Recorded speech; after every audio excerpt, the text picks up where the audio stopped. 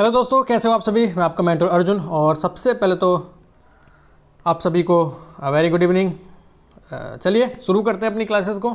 घटना चक्र की हम क्लासेस कर रहे हैं, उसमें हम क्वेश्चंस उसके लगा रहे हैं, टारगेट कर रहे हैं आने वाले एग्जाम्स को। मोस्ट ऑफ जैसे कि आरओ एआरओ का एग्जाम है, वनडे एग्जाम कोई भी है, मतलब जीएस आपकी अगर आपको अपनी उंगलियों पर करनी है, जीएस आप कब्जा करना है जीएस पे, तो आपको घटना चक्र करनी चाहिए, क्योंकि ये बाइबल बोली जाती है जीएस के लिए। किसी भी आप सेलेक्टेड कैंडिडेट या फिर जो सेलेक्ट नहीं हुआ, जो तैयारी कर रहा है कैंडिडेट, ऑफिसर है कोई भी, उससे पूछ सकते हैं। बाइबल रामबाण मानी जाती है किसी भी एग्जाम में जीएस को कवर करने के लिए। अगर आपने इस पे कब्जा कर लिया तो मैं गारंटी के साथ कह रहा हूँ जीएस आपकी फिंगर टिप्स पे होगी। तो चलिए, कल हम कंप्लीट कर चुके थे अनुच्छेद और आज हमारा है कंप्लीट करने का क्या है, अनुसूचियाँ। तो आज हमको कंप्लीट करनी है अनुसूचियाँ। फटाफट बिना किसी देरी के कवर करते हैं। लगाइए मेरे साथ सबसे पहला क्वेश्चन। तो सबसे पहला क्वेश्चन क्या कह रहा है बताइए। सबसे पहला क्वेश्चन आपकी स्क्रीन पर देखिए, मुझे क्या कह रहा है। सबसे पहला क्वेश्चन क्या कह रहा है, तो ये कह रहा है कि भारतीय संविधान में कुल अनुसूचियां कितनी। एक छोटा सा क्वेश्चन निकल के सामने आ जाता है सबसे पहले तो, कि हमारा जो कॉन्स्टिट्यूशन है, इन कॉन्स्टिट्यूशन, तो कितनी अनुसूचियां हैं टोटल भारतीय संविधान में। तो बताइए मुझे कितनी अनुसूचियां हैं। तो सर 12 अनुसूचियां हैं। कितनी? 12 अनुसूचियां हैं। भारतीय संविधान में कुल 12 अनुसूचियां हैं। मूलतः जो हमारा मूल संविधान था, जब बनकर तैयार हुआ था तब उसमें 8 अनुसूचियां थी।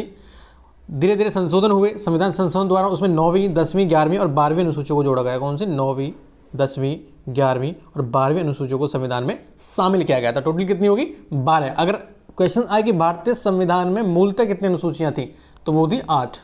ओके, चले आगे। चलिए सर, सेकंड क्वेश्चन देखिए, भारतीय संविधान में फिर वही क्वेश्चन, कितनी अनुसूचियां हैं। तो फटाफट मेरे साथ फटाफट लगाते हुए चलेंगे कि भारतीय संविधान में कुल अनुसूचियां हैं कितनी? 12 अनुसूचियां हैं। आगे देखिए नेक्स्ट क्वेश्चन क्या कह रहा है। अगला तीसरा क्वेश्चन क्या कह रहा है। तीसरा क्वेश्चन कह रहा है कि निम्नलिखित कथनों पर विचार कीजिए कि भारतीय संविधान में 20 भाग हैं। तो पहला तो यहीं गलत हो जाता है, भारतीय संविधान में 20 भाग थोड़ी है, 22 भाग हैं। तो फटाफट कट करिए इसको। तो ये नहीं हो सकता, ये नहीं हो सकता, या तो 2 होगा या फिर 3 होगा। अब 2 देख लीजिए। भारतीय संविधान में कुल 390 अनुच्छेद हैं। भारत के संविधान में कुल 390 अनुच्छेद हैं, बिल्कुल गलत है। 395 तो हमने अनुच्छेद पढ़े हैं, 465 भी पढ़े हैं, तो ये तो हो नहीं सकता। तो सीधी सी बात, अब ये नहीं हो सकता, यही रह जाएगा। इसको पढ़ो या ना पढ़ो, एक बार पढ़ लेते हैं अपने कंसेप्ट क्लियर करने के लिए। भारत के संविधान में 9वीं 10वीं 11वीं और 12वीं अनुसूचियों को संविधान संशोधन अधिनियम द्वारा जोड़ा गया था। तो बिल्कुल करेक्ट है ये तीसरा। ठीक है, आगे देखिए फटाफट। 14 क्वेश्चन क्या कह रहा है कि भारतीय संविधान की निम्न दी गई, क्या कह रहा है कि भारतीय संविधान की निम्न दी गई अनुसूचियों में से कौन सी एक राज्यों के नामों की सूची तथा राज्य क्षेत्र का ब्यौरा देती है। कौन सी ऐसी अनुसूची है जो राज्यों के नामों की हमें सूचियों के बारे में बताती है और राज्य का जो क्षेत्र है उसका ब्यौरा हमको देती है। तो बताइए, तो पहली ही अनुसूची ऐसी है जो राज्य क्षेत्रों के बारे में हमको सूचित करती है या फिर उनका ब्यौरा देती है राज्य क्षेत्रों का। कैसे, देख लीजिए। पहली अनुसूची राज्य संघ तथा राज्य क्षेत्रों के नाम एवं उनके राज्य क्षेत्र विस्तार का ब्यौरा देती है। जबकि दूसरी क्या कहती है, संवैधानिक प्राधिकारियों के वेतन के बारे में उपबंध बताती है कि उनके वेतन और भत्ते क्या होंगे। तीसरी बताती है शपथ और प्रारूप क्या होगी, यानी कि वो शपथ लेंगे तो कौन कौन शपथ लेंगे, कैसे कैसे शपथ लेंगे, किसके सामने लेंगे, तो ये बताती है हमको तीसरी अनुसूची। और चौथी क्या बताती है, राज्यसभा में स्थानों का आवंटन कितना, कैसे, कब होगा। ठीक है, याद रखोगे। ओके, चलिए अगला नेक्स्ट देखिए फटाफट।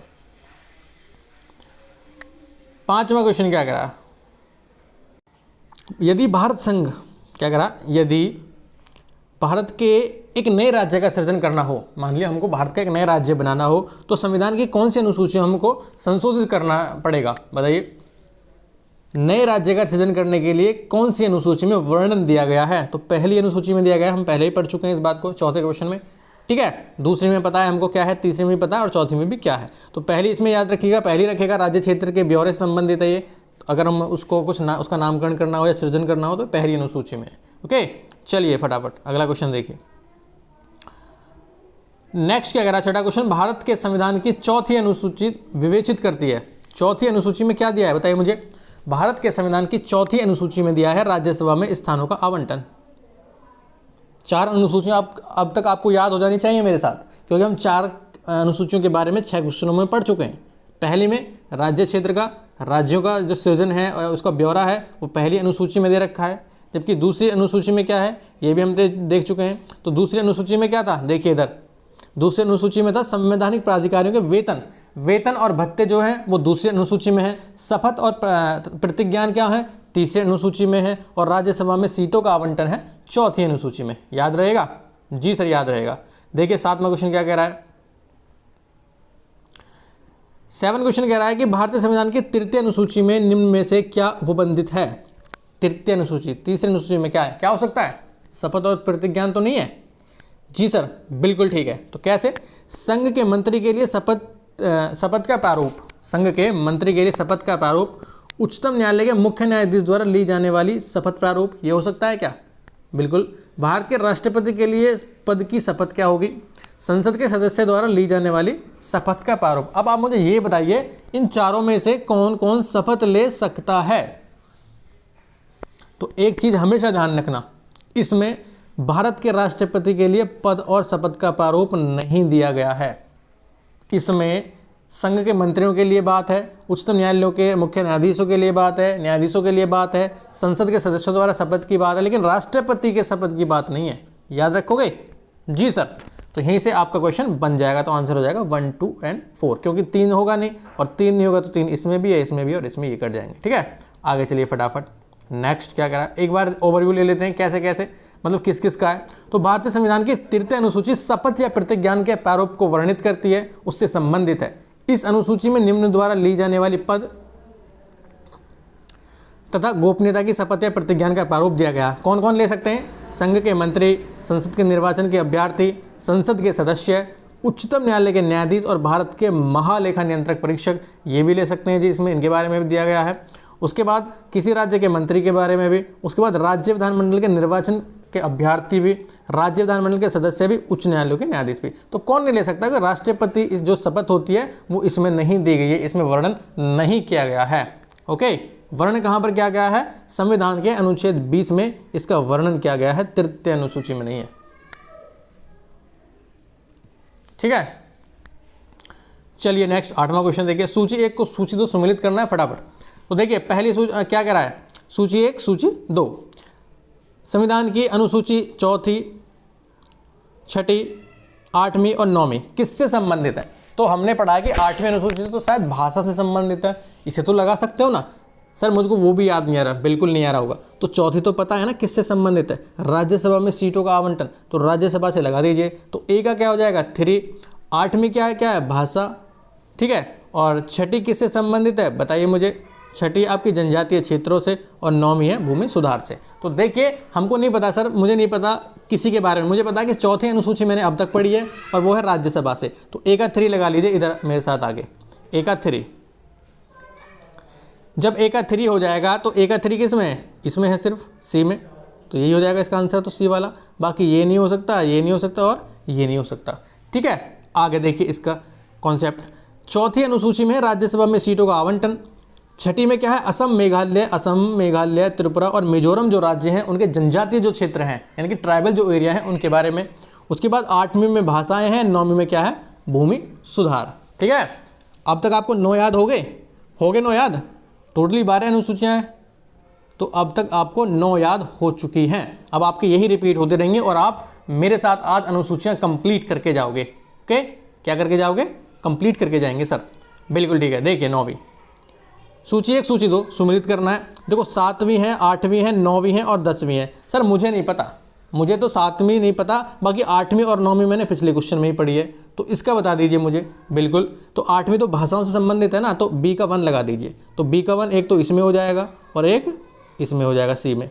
बी का 1 एक तो सी में है और एक ए में है।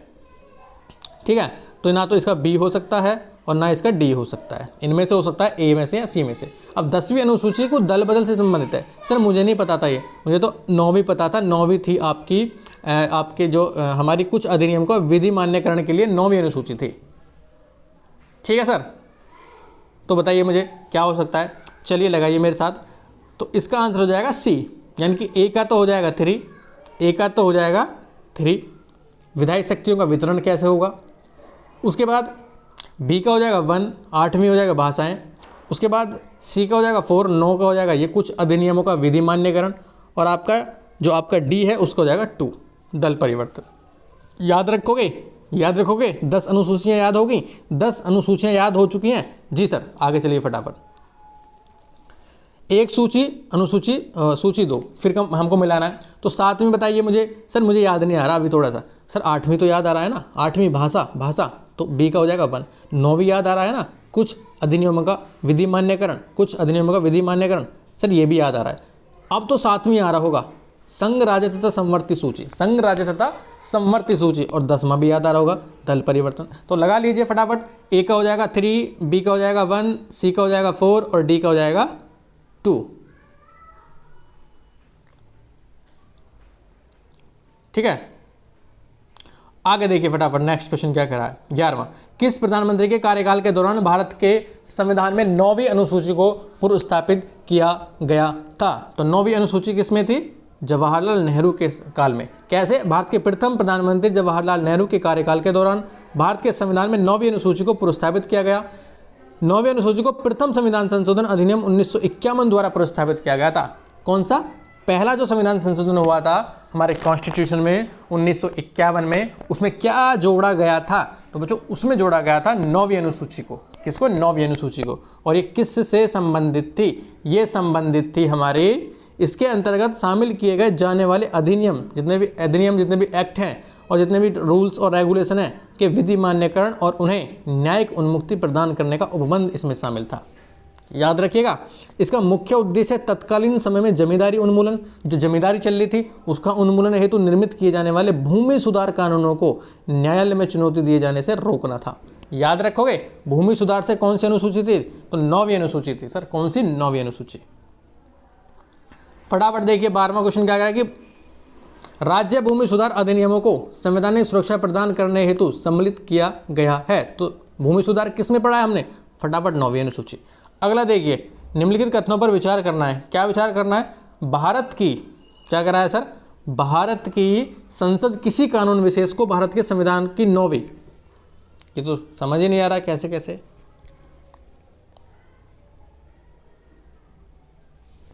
चलिए इसको इसका ये देख लेते हैं क्या कह रहा है। ये कह रहा है कि भारतीय संविधान के प्रथम संशोधन अधिनियम जब हुआ तो 1951 में हुआ और उसमें क्या जोड़ा गया? 9वीं अनुसूची को उसमें शामिल किया गया तथा अनुच्छेद 31 क और अनुच्छेद 31 ख भी जोड़ गए। क्या था ये? संसद द्वारा विधि विशेष यथा भूमि सुधार विधियां को 9वीं अनुसूची में रखा जा सकता है जिन्हें न्यायिक समीक्षा से बचाव दिया जाना आवश्यक हो। यानी कि ये सीधी सीधी कह रहा है कि जो आपकी 9वीं अनुसूची में है, जो भी भूमि सुधार विधियां हैं उसको 9वीं अनुसूची में रख दो। और 9वीं अनुसूची का मतलब क्या है कि न्यायिक समीक्षा से वो परे है। वर्तमान में क्या है कि वर्तमान में 9वीं अनुसूची में ऐसे लगभग 282 कानून हैं, 282 विधियां हैं। अनुच्छेद 31 ख यह कहता है कि 9वीं अनुसूची में उल्लिखित नियमों और विनियमों को इस आधार पर शून्य नहीं समझा जाएगा कि वे भाग 3 के किन्हीं उपबंधों और प्रदत्त अधिकारों में से किसी से असंगत हैं या उन्हें छीन लेते हैं या न्यून कर देते हैं। थोड़ा सा आपको समझने में डिफिकल्टी होगा, लेकिन मोटा मोटा अगर मैं बात करूं तो 9वीं अनुसूचियों में कुछ रूल्स हैं, कुछ रेगुलेशन है जिसको न्यायिक समीक्षा से दूर रखा गया है। बस इतना याद रखिएगा। ऐसी 282 विधियां हैं। आगे देखिए फटाफट। 14 कह रहा है कि कोहेलो केस भारत के संविधान की किस अनुसूची से संबंधित है? तो ये संबंधित है आपकी 9वीं अनुसूची से। किससे? 9वीं अनुसूची से। ठीक है। और कोहेलो केस में दिया क्या है? ये आपका कोहेलो ही केस था। कैसा था? वर्ष 2007 में सर्वोच्च न्यायालय ने आई.आर. कोहेलो बनाम तमिलनाडु के मामले में निर्णय दिया। ये स्पष्ट किया कि संसद को 9वीं अनुसूची में विधि विशेष को प्रविष्ट करने की शक्ति प्रदान की गई है, किंतु ये न्यायिक समीक्षा के दायरे से बाहर नहीं है। इसमें क्या कर दिया गया? पहले क्या बताया था मैंने कि वो न्यायिक समीक्षा के दायरे से बाहर हैं सारे कानून, लेकिन 2007 में क्या बोल दिया संसद ने, आपके कोर्ट ने बोल दिया कि ये न्यायिक समीक्षा के दायरे से बाहर नहीं है। ठीक है। चलिए फटाफट अब 15 क्या कह रहा है? मिलान करना है कि संघीय सूची, राज्य सूची और समवर्ती सूची। तो संघ सूची में कितने विषय हैं बताएं मुझे? संघ सूची में कितने विषय हैं? तो ABC सीधा ही हो जाएगा। ठीक है। चलिए फटाफट। ये क्या कह रहा है? ACB हो जाएगा। ACB कैसे? जैसे कि संघ सूची में क्या है? संघ सूची में तो संघ सूची में है आपका कितने विषय हैं बताइए मुझे? 97 विषय, जिस पर केंद्र कानून बना सकता है। राज्य सूची में कितने बच्चों, राज्य सूची में 66 कानून ऐसे हैं, 66 विषय ऐसे हैं जिन पर राज्य कानून बना सकती है, और 47 विषय ऐसे हैं जिन पर दोनों समवर्ती यानी कि कॉन्करेंट लिस्ट दोनों कानून बना सकते हैं। ठीक है, चलिए आगे क्या कह रहा है, नेक्स्ट क्वेश्चन कह रहा है आपका 16वां क्वेश्चन कि भारत के संविधान के अंतर्गत आर्थिक योजना का विषय है। आर्थिक योजना का क्या विषय है, तो समवर्ती सूची में आएगा। ये भारत के संविधान के अंतर्गत आर्थिक जो योजना है, आर्थिक जो नियोजन है, वो समवर्ती सूची में दिया गया है। समवर्ती सूची की प्रविष्ट संख्या 20, यानी कि समवर्ती सूची का 20वां जो विषय है उसमें दिया गया है आर्थिक और सामाजिक आयोजन का उल्लेख करती है। ये बड़ा नया क्वेश्चन है, बहुत इंपॉर्टेंट क्वेश्चन है। इसी के आधार पर योजना आयोग का गठन किया गया था। इसी के आधार पर योजना आयोग का 1950-51 में गठन किया गया था। याद हो तो आपको, जिसका उन्मूलन करके, जिसको खत्म करके 2015 में नीति आयोग आया। 17 देखिए क्या कह रहा है, आर्थिक नियोजन भारतीय संविधान की किस सूची में है, फिर वही क्वेश्चन, समवर्ती सूची में। अगला देखिए फटाफट, जानवरों के प्रति क्रूरता की रोकथाम और भारतीय संविधान की किस सूची में रखा गया है। जानवरों के प्रति क्रूरता की रोकथाम बताइए भारतीय संविधान के किस सूची में रखा गया है, तो बच्चों ये भी समवर्ती सूची में। कौन सी सूची में, समवर्ती सूची में। 2-3 पॉइंट ऐसे हैं जो समवर्ती सूची में आपको याद रखने हैं। क्या है, एक तो पशुओं के प्रति क्रूरता वाला मामला हो गया, ठीक है, और आपका आर्थिक नियोजन वाला मामला होगा। दो तो आपको याद हो चुके तुरंत यहीं पे। आगे देखिए 19वां कह रहा है कि निम्नलिखित में से कौन सा विषय समवर्ती सूची का है, फिर समवर्ती सूची का। दो बताया मुझे, पुलिस है या फिर रेडियो और टेलीविजन है, आपराधिक मामले हैं, विदेशी मामले। समवर्ती सूची पता है ना, जिस पर दोनों कानून बना सकते हैं, सेंटर भी और राज्य भी। तो इसमें है आपका आपराधिक मामले। जो आपराधिक मामले हैं उन पर सेंटर भी रूल्स ला सकता है, और राज्य जहाँ पर ये अपराध हुए हैं वहाँ पर कानून कौन बना सकता है, राज्य भी बना सकता है। बाकी विदेशी मामले, रेडियो और टेलीविजन और पुलिस, ये किसके मामले हैं, ये मामले आपके सेंटर। विदेशी मामले सेंटर के, पुलिस राज्य का विषय है। चलिए ये कह रहा है कि प्रदत्त विषयों में पुलिस राज्य सूची में कौन सा वाला, और विदेशी मामले तथा रेडियो और टेलीविजन जैसे जो प्रसारण के मामले हैं वो संघ सूची में है। याद है, पुलिस तो राज्य सूची का विषय है, और जो आपके विदेशी मामले और रेडियो वाले मामले हैं वो संघ सूची में है, जबकि आपराधिक जो मामले हैं वो समवर्ती सूची में आते हैं। ठीक है, चलिए 20वां क्वेश्चन कह रहा है कि निम्नलिखित में से कौन सी मद भारत के संविधान की समवर्ती सूची में है। निम्नलिखित में से कौन सी मद भारत के संविधान की समवर्ती सूची में है। जनसंख्या नियंत्रण और परिवार नियोजन, या फिर लोक स्वास्थ्य और स्वच्छता। किसके बारे में पूछा, समवर्ती सूची के बारे में पूछा है। आगे दो और ऑप्शन क्या कह रहा है, प्रति व्यक्ति कर या फिर निखात निधि। तो हमको पता है जनसंख्या नियंत्रण का जो मामला है, जनसंख्या नियंत्रण करना हो, परिवार का नियोजन करना हो, तो भाई दोनों तो मिलके करेंगे, क्योंकि उस पर सेंटर भी आपको कानून बना सकता है, राज्य भी कानून बना सकता है, क्योंकि दोनों का मामला है। तो ध्यान रखना समवर्ती सूची में आते हैं ये। तथा लोक स्वास्थ्य और स्वच्छता, स्वास्थ्य का जो मामला है, स्वच्छता का जो मामला है, या प्रति व्यक्ति टैक्स वगैरह का जो मामला है, ये किस में आता है, राज्य सूची में आता है। याद रखिएगा, आपकी जो हेल्थ है, जो आपकी स्वास्थ्य है, जो आपकी स्वच्छताएं हैं, वो आपकी राज्य सूची का विषय है, जबकि जनसंख्या नियंत्रण आपका समवर्ती सूची का विषय है। 21वां क्वेश्चन देखिए, निम्नलिखित में से कौन सा सही सुमेलित नहीं है। सार्वजनिक स्वास्थ्य एवं स्वच्छता, पीछे पड़ चुके हैं, राज्य सूची का विषय, बिल्कुल ठीक है सर, बिल्कुल ठीक है। आपकी जनगणना होगी, ये संघ सूची का विषय है, ये भी बिल्कुल ठीक है। उसके बाद राज्यसभा में सीटों का आवंटन होगा, सर ये द्वितीय अनुसूची में नहीं आता, ये द्वितीय अनुसूची में नहीं आता, ये तो हमने 4th अनुसूची में पढ़ा था सर, 4वीं अनुसूची में। तो यही हो जाएगा इसका आंसर गलत वाला। और दल बदल हमने पढ़ा था 10वीं अनुसूची में, बिल्कुल ठीक है। याद हुआ कुछ, क्योंकि यहाँ पे आपको क्वेश्चन ऐसा दे दिया गया जिसमें संघ सूची राज्य सूची वाला दे दिया, और फिर आपका दे दिया काउंट ऑफ सूची, द्वितीय और तृतीय, चौथी, 5वीं, 6वीं, 7वीं, 8वीं, 9वीं, 10वीं, इसके बारे में बताइए। आगे देखिए 22वां क्वेश्चन क्या कह रहा है, निम्नलिखित में से कौन सा विषय समवर्ती सूची में है, कॉन्करेंटली। समवर्ती मतलब जिस पर दोनों कानून बना सकते हैं। तो बताइए, पुलिस का तो हमने पढ़ा था, ये तो राज्य सूची का विषय है। और कृषि का पढ़ा था, ये भी राज्य सूची का है। रक्षा का पढ़ा था, ये तो केंद्र का विषय है। जबकि शिक्षा जो थी वो तो कॉन्करेंट में आती है ना, वो तो आपका राज्य भी कानून बना सकता है इस पर, और कौन कानून बना सकता है, सेंटर भी कानून बना सकता है। तो ये आ जाएगी समवर्ती सूची में। कैसे आ जाएगी देखिए, भारतीय संविधान में संघीय ढांचे को मजबूती प्रदान करने के लिए विषयों को केंद्र और राज्यों में बांटा गया। जो हमारे विषय हैं कि कहाँ कौन कानून बना सकता है, कहाँ कौन रूल बना सकता है, कहाँ किस पे कौन बात कर सकता है। तो इस चीज़ को बैलेंस करने के लिए, मैनेज करने के लिए जो हमारे विषय हैं उनको बांटा गया, केंद्र में और राज्यों के मध्य बांट दिया गया। इन्हें महत्व के आधार पर संघ सूची में, राज्य सूची में और समवर्ती सूची में विभाजित कर दिया गया। ठीक है। राज्य सूची में शिक्षा प्रारंभ में राज्य सूची का विषय थी, याद रखिएगा। शिक्षा शुरू में क्या थी, राज्य सूची का विषय थी, किंतु संघ और राज्य दोनों के लिए इसके समान महत्व को देखते हुए 42वें संविधान संशोधन 1976 में धारा 57 में इसको समवर्ती सूची में डाल दिया। शुरू में, हेलो इधर देखिए बच्चों, इधर देखिए मेरी तरफ।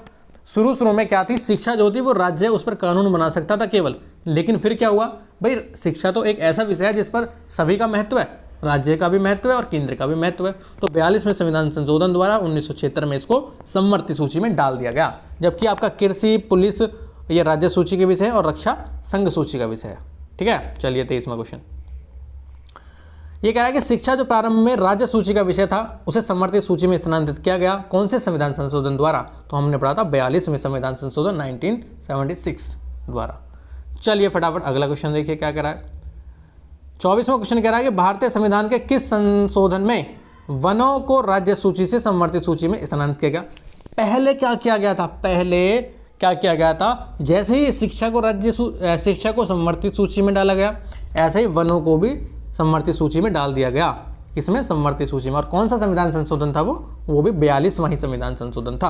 वन यानी कि फॉरेस्ट को 7वीं अनुसूची के तहत राज्य सूची के विषय के रूप में शामिल किया गया और 42वें संविधान संशोधन 1976 द्वारा इसे राज्य सूची से हटा के समवर्ती सूची में डाल दिया गया।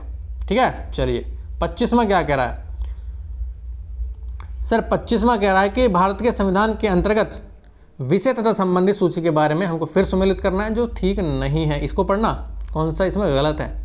तो विषय हो गए और ये सूची। तो वन को किस में आता है? पीछे पढ़ चुके हैं सर, वन तो आता है समवर्ती सूची में। किस में? समवर्ती सूची में। और ये हमको कह रहा है कि कौन सा एक सही सुमेलित नहीं है। ठीक है,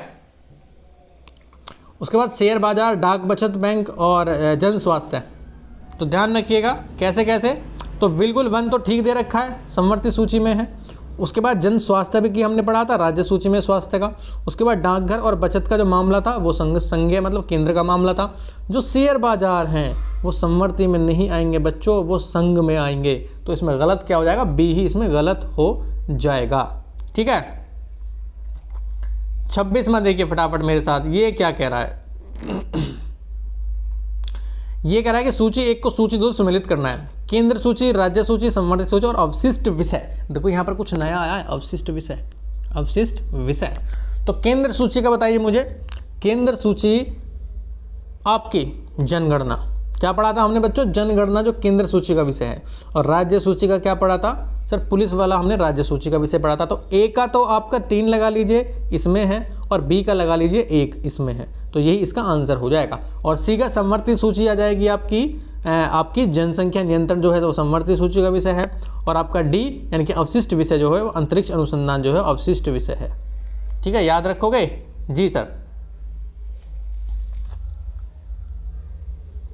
आगे देखिए 27वां।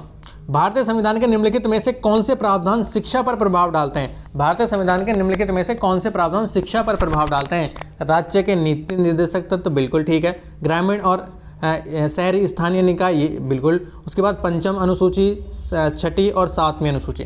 किस में, कौन सी अनुसूची में, कहाँ पर संविधान में शिक्षा के बारे में दिया गया है? बताइए मुझे, कहाँ पर है? तो इन सब में शिक्षा के बारे में दिया गया है बच्चों। डीपीएसपी में भी है, ग्रामीण और शहरी स्थानीय निकायों में भी है। उसके बाद 5वीं अनुसूची, 6ठी और 7वीं अनुसूची में भी शिक्षा के बारे में दिया गया है, डायरेक्टली या इनडायरेक्टली। देखिए अब कैसे। नीति निर्देशक तत्वों की बात करें तो 45 जो अनुच्छेद है उसमें ग्रामीण तथा शहरी स्थानीय निकायों को क्रमशः अनुच्छेद 243(6) और 243(ब) में प्रदान की गई शक्तियों और प्राधिकारों के अंतर्गत शिक्षा के प्रावधान दिए गए हैं। कैसे? अनुच्छेद 45 में क्या कहा गया है कि 6 वर्ष की आयु तक शिक्षा का उपबंध किया जाएगा बच्चों के लिए, इसमें शिक्षा के बारे में दे दिया। उसके बाद अनुच्छेद 243(6) में क्या कहा गया है और 243(ब) में क्या कहा गया है? इसमें कहा गया है कि शिक्षा के प्रबंध की व्यवस्था का भी उत्तरदायित्व शामिल है। किसके लिए? किसका उत्तरदायित्व? किसको? पंचायतों को, नगर पालिकाओं को। इसमें भी दिया गया है इसके बारे में। आगे छठी अनुसूची, 7वीं अनुसूची और 5वीं अनुसूची में भी इसके बारे में वर्णित है। क्या वर्णित है? जनजातियों के प्रशासन हेतु उपबंध शिक्षा पर अप्रत्यक्ष रूप से प्रभाव डालते हैं सभी। ये याद रखिएगा। जी सर, याद रहेगा। चलिए फटाफट 28वां क्वेश्चन क्या कह रहा है? सर 28वां क्वेश्चन कह रहा है कि भारत के संविधान की निम्नलिखित में से कौन सी अनुसूची में दल बदल के बारे में बताया गया है? सर दल बदल दल बदल दल बदल, सर कुछ याद आ रहा है? सर 10वीं तो नहीं है? बिल्कुल ठीक है, 10वीं अनुसूची में दल बदल कानून के बारे में बताया गया है। दल बदल का मतलब क्या है? जैसे कि कोई संसद या कोई विधायक एक दल में से दूसरे दल में जाता है, मंत्री, तो उसमें उसको दल बदल बोलते हैं। ठीक है, एक दल छोड़ता है दूसरे दल में जाता है, बीजेपी से कांग्रेस में, कांग्रेस से बीजेपी में, उसके बाद सपा में, बसपा में, तो इसको बोलते हैं दल बदल। तो इसके लिए क्या कानून लाया गया कि ऐसा ना हो, वो है 10वीं अनुसूची में इसका वर्णन है। किसमें? 10वीं अनुसूची में। ठीक है, कब आया था? 52वें संविधान संशोधन 1985 द्वारा यह अनुसूची जोड़ी गई 10वीं, और इसमें क्या बताया गया? 91वें संविधान संशोधन 2003 द्वारा संशोधित किया गया। इस संशोधन का क्या उद्देश्य था कि दल बदल पर रोक लगाने के साथ साथ केंद्र एवं राज्यों में मंत्रिपरिषद के आकार को भी निर्धारित करना था। याद रखिएगा। जी सर, आगे देखिए फटाफट क्या करा। 29वां क्वेश्चन क्या करा आपकी स्क्रीन पर? भारतीय संविधान के किस अनुसूची में दल बदल विरोधी कानूनों को रखा गया है? छठी में है, 9वीं में है, या फिर आपकी आगे क्या दे रखा है?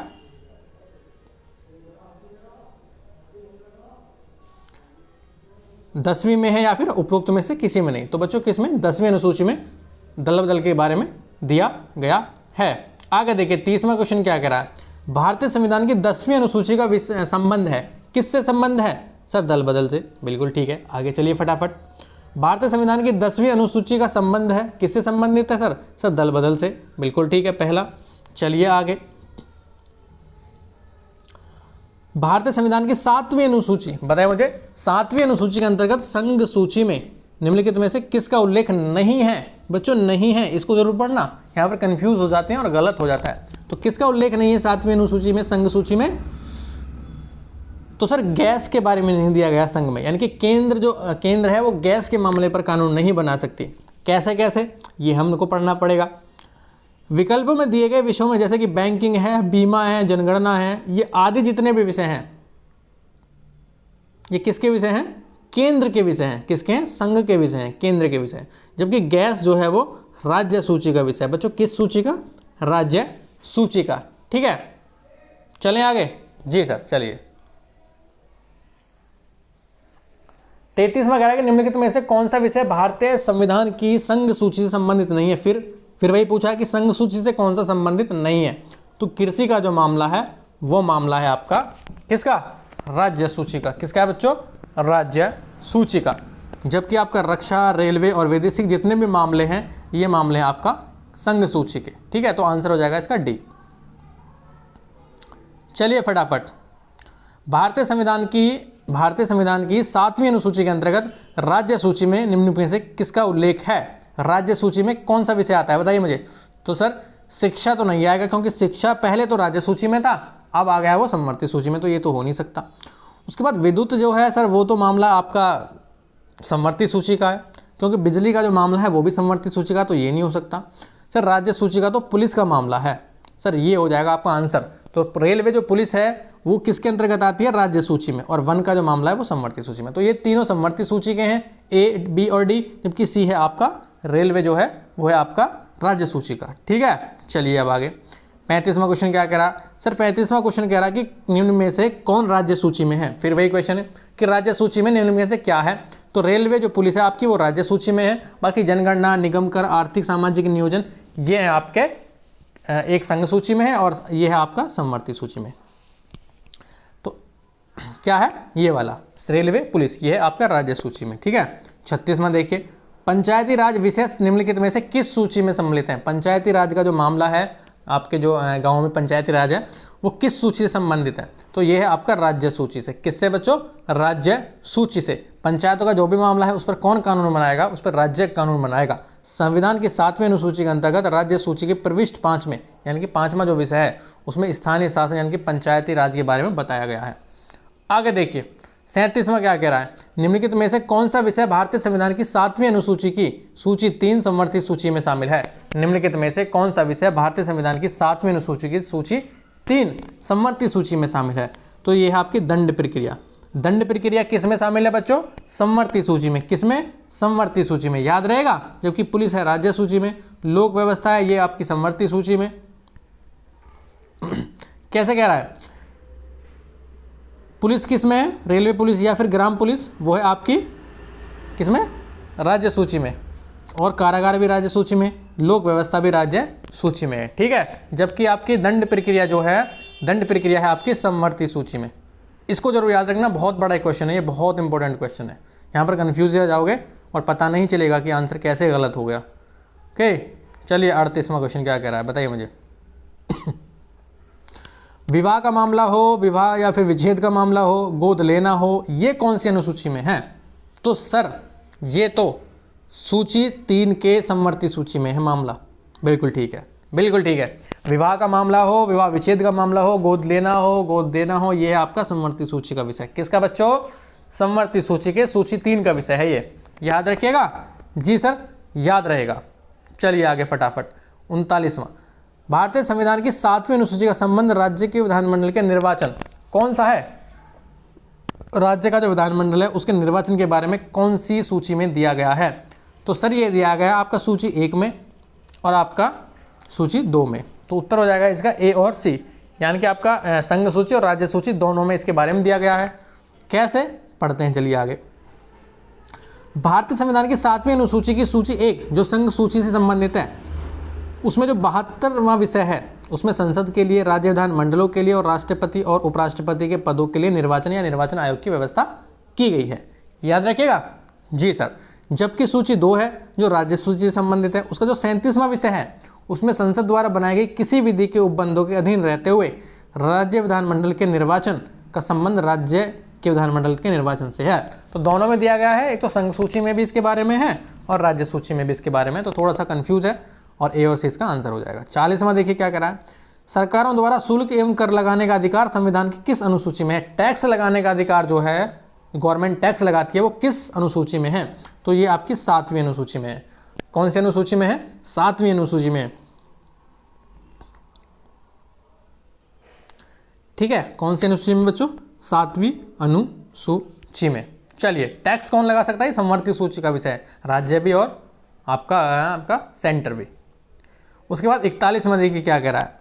भूमि सुधार, कौन से भूमि सुधार किस में आता है? तो सर ये हमने पढ़ा था राज्य सूची में। किस में? राज्य सूची में। कैसे? भूमि सुधार राज्य सूची का विषय है। राज्य भूमि सुधार अधिनियमों को संवैधानिक सुरक्षा प्रदान करने हेतु 9वीं अनुसूची में इसके प्रावधान है। कौन सी अनुसूची में? राज्य सूची के 9वीं अनुसूची में। बच्चों 9वीं अनुसूची में इसके बारे में दिया गया है, ना कि 7वीं में। ठीक है, चलिए फटाफट आगे क्या कह रहा है। 42वां कह रहा है कि भारत के संविधान की किस अनुसूची के अधीन जनजातीय भूमि का खनन के लिए निजी पक्षकारों को अंतरण, अकृत और शून्य घोषित किया जा सकता है? तो किसके बारे में है? ये भूमि के बारे में है। और भूमि हमने किस में पढ़ी थी? जनजातीय वाली, वो पढ़ी थी 5वीं अनुसूची में। बच्चों कहाँ पर पढ़ी थी? 5वीं अनुसूची में। कैसे पढ़ी थी देखिए, यहाँ पर 7वीं मत लगा देना। क्या था? 1997 में उच्चतम न्यायालय की 3 सदस्यीय पीठ ने समता बनाम आंध्र प्रदेश, समता versus state of Andhra Pradesh जो मामला था, उसमें निर्णय देते हुए कहा था कि जनजातीय भूमि को राज्य सरकार या उसकी एजेंसी द्वारा निजी खनन कंपनियों को पट्टे पर दिया जाना संविधान की 5वीं अनुसूची के तहत अकृत और शून्य घोषित होगा। ठीक है, चलिए 43वां क्या कह रहा है। यह कह रहा है कि भारत के संविधान की किस अनुसूची में विभिन्न राज्यों में अनुसूचित क्षेत्रों के प्रशासन और नियंत्रण के लिए विशेष उपबंध हैं?